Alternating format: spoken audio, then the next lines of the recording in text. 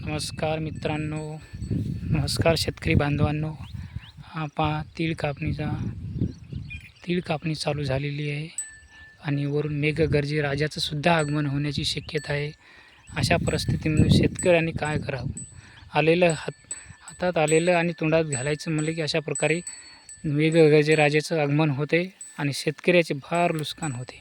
याच्यामुळं शेतकरी एक मागास झालेला आहे, परंतु शेतकऱ्याला कुठल्याच प्रकारचा हमीभाव नाही मिळत आणि अशा प्रकारे शेतकरी आज जगाचा पोषणारी असूनसुद्धा त्यांना आज हमीभाव मिळत नाही.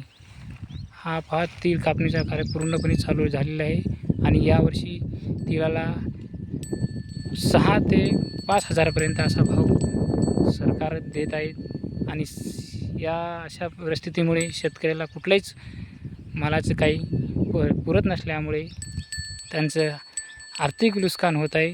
यांची आर्थिक नुकसान आहे. तर आपण नवीन असाल चॅनलला सबस्क्राईब करा, लाईक करा, शेअर करा.